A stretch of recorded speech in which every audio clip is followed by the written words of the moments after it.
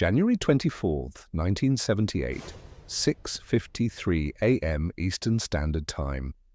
A Soviet nuclear reactor fell from space and disintegrated over Canada. 50 kilograms of weapons-grade uranium scattered across 600 kilometers of frozen wilderness. The public would not learn the full truth for years. This is not speculation. This is documented history. Welcome to Blacklight Archives. Kindly comment below where you are watching from and the time you are seeing this video. Don't forget to subscribe. Let's continue. On September 18, 1977, the Soviet Union launched Kosmos 954 into low Earth orbit. Officially, it was a reconnaissance satellite designed to monitor ocean traffic and naval vessels. What the public was not told, it carried a BES-5 nuclear reactor containing 50 kilograms of highly enriched uranium. By mid-December 1977, a North American Aerospace Defense Command noticed erratic behavior. The satellite was changing altitude by up to 80 kilometers. Its orbit was unstable. In secret meetings, Soviet officials warned their American counterparts they had lost control of the spacecraft. These warnings were not shared with the public. They were not shared with Canada. On January 14, 1978, Soviet authorities confirmed a nuclear power source was aboard and that re-entry was projected for January 24th. On January 17th and 18th, key congressional leaders were briefed in private. Senator Byrd, Speaker O'Neill. The American public remained uninformed. On January 19th, Soviet officials claimed the reactor would not go critical and was designed to disintegrate during re-entry. That claim would prove false. At 11:53 GMT on January 24, 1978, Kosmos 954 re-entered Earth's atmosphere on a northeastward trajectory over western Canada. The satellite traveled over Queen Charlotte Island and impacted near Great Slave Lake in the Northwest Territories. The Soviets immediately claimed the satellite had been completely destroyed during re-entry. This was a lie. Debris had been deposited along a 600-kilometer path from Great Slave Lake to Baker Lake, spanning portions of the Northwest Territories, present-day Nunavut, Alberta, and Saskatchewan. The area covered 124,000 square kilometers. Within hours, a joint Canadian-American cleanup operation was activated, codename Operation Morning Light. The operation involved hundreds of personnel from the Canadian military, government agencies, and a 120-person U.S. nuclear emergency search team. High-altitude air sampling flights were conducted over Alberta and Saskatchewan on the morning of January 24th to detect radioactive debris. On the ground, search teams used airborne gamma-ray spectrometers designed by Geological Survey of Canada scientists. The first identification of radioactive debris was made on the frozen surface of Great Slave Lake, 43 kilometers northwest of Fort Reliance. 12 large pieces of the satellite were recovered. 10 were radioactive.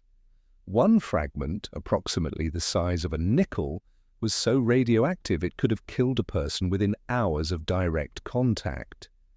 Scientific analysis revealed that approximately 1/4 of the reactor core descended over Canada in the form of sub-millimeter particles. The remaining 3/4 remained as fine dust in the upper atmosphere, till each particle contained megabecquerel quantities of fission products: zirconium 95, niobium 95, ruthenium 103 and 106, cerium 141 and 144. The dose equivalent to the gastrointestinal tract for anyone who inhaled or ingested a particle could have reached 140 millisieverts. Public relations became a critical challenge. The U.S. government informed only select allied nations of the dangerous re-entry. Nothing detailed was released to the media prior to the satellite's fall. There was no reliable method to warn populations in the footprint of the spacecraft. Search teams operated under strict orders not to enter settlements in hazmat suits to avoid alarming locals. Officials feared residents might find debris, collect it, and bring radioactive material into their homes.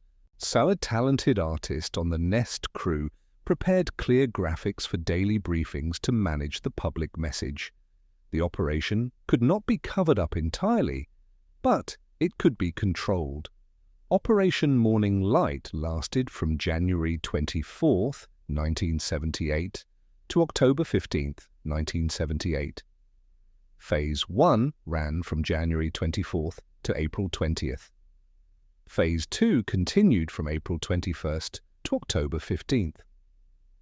The total cost, $6,041,174.70 Canadian cents. Under the 1972 Outer Space Treaty and Space Liability Convention, a state that launches a space object is liable for damages caused by that object.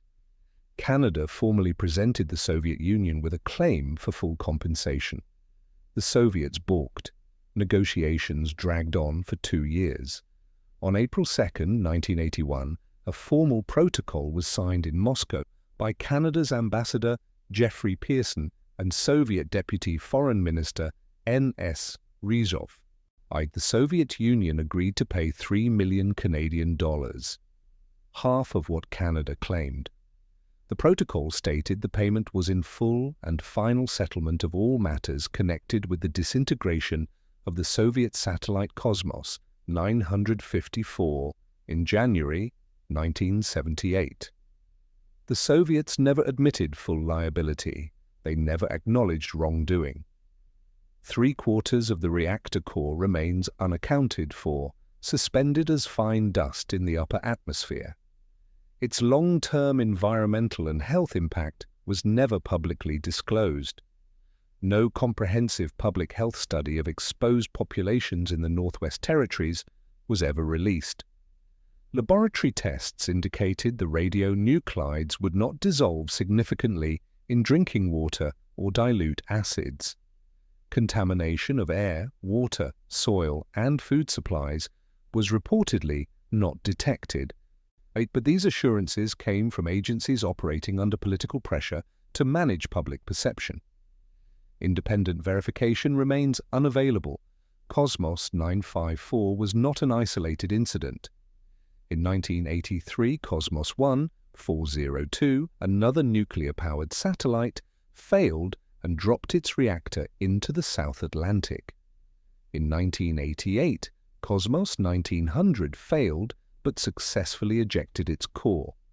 The Soviet Union continued launching nuclear-powered reconnaissance satellites despite the known risks. After Chernobyl in 1986, Moscow refused to consider any form of compensation to Western nations affected by radioactive contamination. The precedent set by the Kosmos 954 settlement was abandoned. The full details of Operation Morning Light were classified for years. Partial declassification occurred decades later through Freedom of Information Act requests. The CIA, our Defense Intelligence Agency, and National Archives eventually released documents. But critical information remains redacted or withheld. The event is well known in Yellowknife and the Northwest Territories. Elsewhere in Canada, it has faded from public memory. In January 1978, Saturday Night Live ran a recurring sketch about radioactive debris creating giant mutant lobsters heading for the U.S. East Coast. The show ended with the lobsters invading the TV studio. Comedy diffused public fear. The threat was real. Why were Canadian authorities not warned until the satellite was already falling? What were the long-term health outcomes for residents exposed to radioactive particles? What became of the 3/4 of the reactor core that remained airborne? Were Indigenous communities in the Northwest Territories adequately monitored for radiation exposure?